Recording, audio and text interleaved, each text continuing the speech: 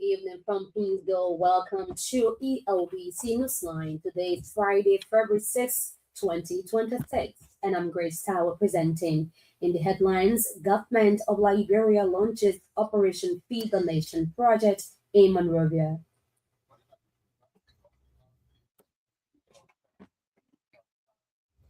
Information Minister Jeremy Pia describes LBS new state-of-the-art media complex as long-standing gift from China. Liberian-born American journalist Ellen Cooper praises Liberia's growing democracy. And away from home, United States and Iran hold high-level talks in Oman amid rising threats of military confrontations. These stories plus many other developments are all packaged and coming up. But first, the bulletin of news read for us by Frederick Tiria. President Joseph Boakai has launched the Operation Feed the Nation project in Monrovia. The project, under the World Foundation International, aims to support several multi-purpose agricultural cooperatives across the country. The initiative was launched on behalf of President Boakai by Deputy Minister of State for Public Affairs Anthony Kessley Friday.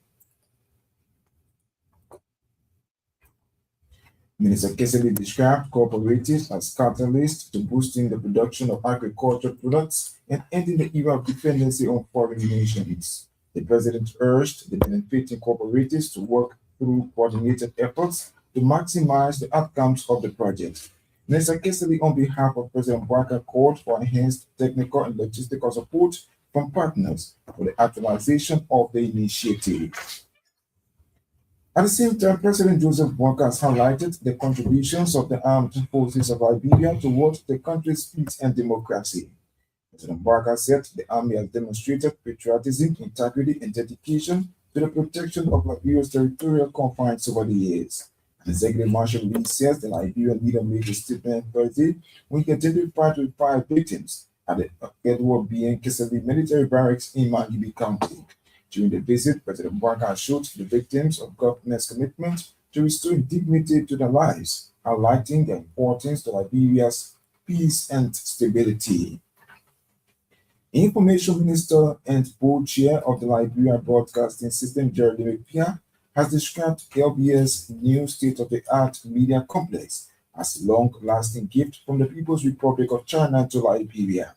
Mr. Pia said the $5.5 million radio and television broadcast complex will now digitally enhance the work of journalists at the state broadcaster. The complex, constructed by the Chinese government, contains 3 broadcasting studios, audio and visual production system, and a fire hydrant, among others. In an interview at the end of the tour on Friday, the Information Minister reaffirmed the board's commitment to staff capacity building. Technical people will be here for 2 years, and the goal is to assist you run this place technologically, but they will do so alongside people who they want to transfer that capacity to. So after 2 years, anybody who wants to learn, you should be able to learn. It means also that when they are leaving, whoever has learned something from them can also transfer. Minister Pia also confirmed the board's approval of the LBS management's proposal to name the building in honor of the late Liberian journalist Charles William. Meanwhile, the president is expected to approve a set date for the dedication of the new broadcast complex. Liberian-born American journalist of New York Times, Ellen Cooper, has praised Liberia's growing democracy. Madam Cooper claimed that increased respect for dissent, especially by national leaders, started during the administration of former President Ellen Johnson Sirleaf. The award-winning journalist spoke recently on the BBC World Service program, The Conversation, to discuss the biography of Madam Sirleaf. Say anything, they could challenge the government in a way they never could before, that they held the government of Liberia to a much higher standard than I think. Journalist Helen Cooper said Liberia came out of the Ebola epidemic in 2014. People sailed on Guinea because leaders listened to criticisms. Meanwhile, the Liberian-born American journalist has called for serious attention to biography written on people who made immense contributions and impact on the world. The National Center for the Coordination of Response Mechanism has launched its 2026 to 2030 strategic plan. According to the center's executive director, Arthur Desmond, the plan focuses on 6 thematic pillars, particularly the protection of human security.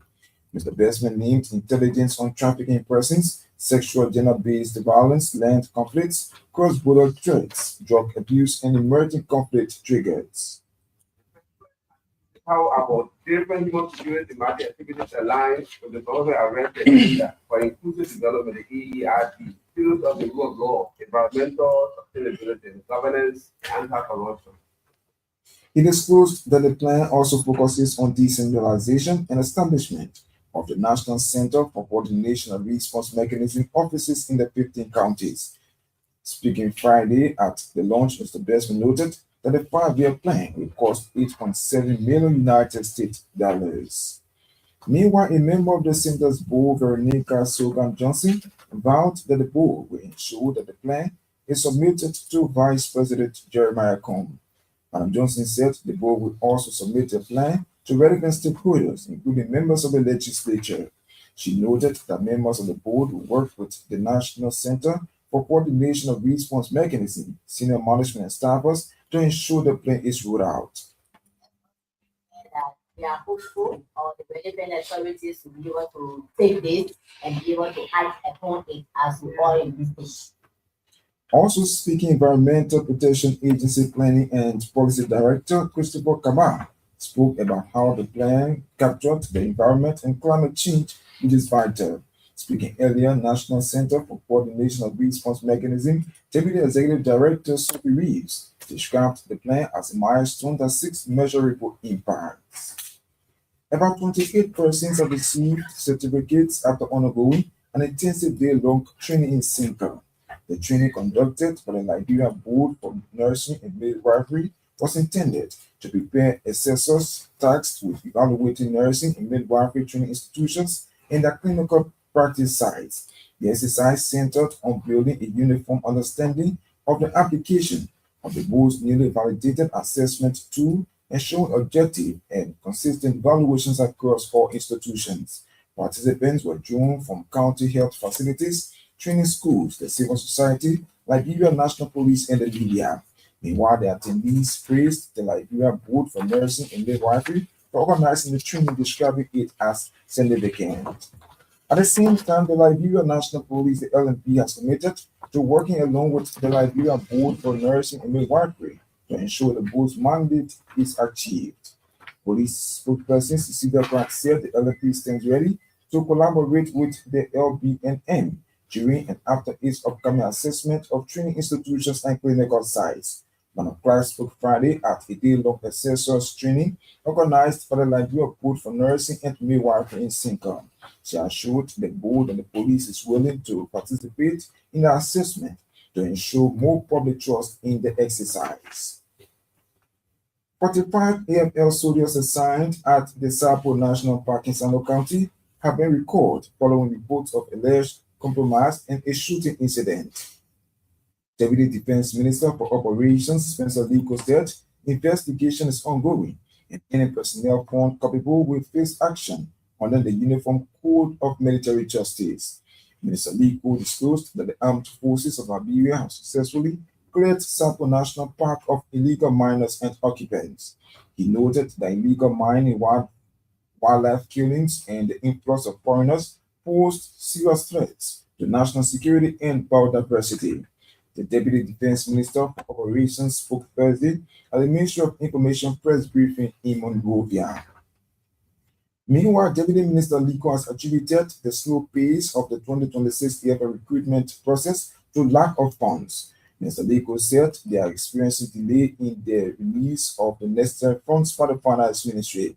He assured the public that recruitment will begin once funding is available. The Deputy Defense Minister for Operations emphasized that the recruitment is free and open to Liberians aged 18 to 35.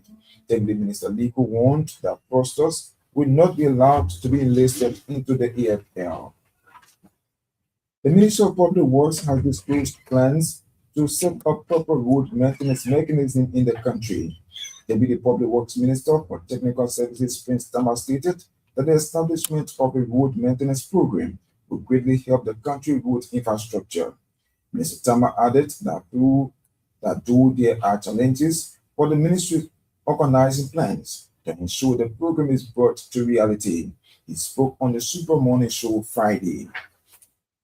Montserrat County District 1 Representative Rudy Barry has officially broken grounds for the construction of a modern motorbike terminal in Yantuli Statutory District. When completed, motorbike terminal will enhance commuter safety and provide a more organized hub for motorbike riders. Speaking at the ceremony on Thursday, Representative Barry said other pending development initiatives will be unveiled during the dedication of the terminal. The new facility, designed to bring order and safety to the area's bustling commercial bike transport sector, will feature a designated parking and waiting areas, office space, and bathroom, among others. Meanwhile, riders and local leaders of the district have welcomed the initiative, highlighting the long-standing need for such terminal to support their trade, mainly during the rainy season. The founder of Kingdom Harvest Ministries, Bishop Hilary Boto, is calling for a holistic approach in the fight against corruption in Liberia. According to Bishop Boto, it is time for religious leaders to begin teaching their members the impediments of corruption. In an ELBC interview Friday in Chocolate City, Kingdom Harvest Ministry Bishop noted that cultivating such positive mindset will improve Liberia for all. The bishop's statement comes ahead of the official commencement of Kingdom Harvest Ministry's 20th convention, beginning Sunday, February 8th. And while Bishop Boto has vowed to use the convention to strategize plans that will transform Liberia, including establishment of an advanced treatment center for disadvantaged youths. Supporters of the late Professor Alhaji G.B. Krumah are expected to honor his life, leadership, and enduring national legacy. A public memorial service and legacy celebration is being planned to serve as a solemn yet celebratory occasion to reflect on Professor Krumah's decades of selfless service to Liberia. According to release, the legacy of the late Liberian statesman spans journalism, education, public administration, diplomacy, sports development, and national leadership.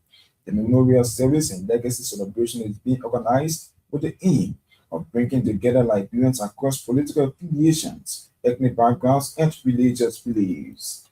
And the Ministry of Health has validated a revised birth and death registration and certification policy following a 3-day review in Bikana Grand Bassa County. The policy seeks to solicit stakeholders' inputs towards finalizing the draft policy, as well as improve nationwide registration coverage and strengthen certification processes for both births and death certificates. Assistant Minister for Preventive Services, Dr. Kalio Howe, underscored the legal and social importance of birth and death certificates, describing them as fundamental entitlements. The Health Ministry leads quote Dr. Howe as urging stakeholders to actively engage in the review and take responsibility for implementing the policy once adopted. Many thanks to Frederick Tiria for the bulletin. He makes a return later, hopefully, with the weather and our international developments. One of the big stories we're following this evening, Information Minister Gerald McPeer describes LBS new state-of-the-art media complex as long-standing gift from China. Government has launched the Operation Feed the Nation project in Monrovia, as you just heard in the news. The project, under the auspices of the World Foundation International, aims to support several multipurpose agriculture cooperatives across the country. The initiative also seeks to enhance the production of agricultural products and enable Liberians to feed themselves. The initiative was launched on behalf of President Joseph Boakai by Deputy Minister of State for Public Affairs Anthony Kesseley Friday. Kids undertaking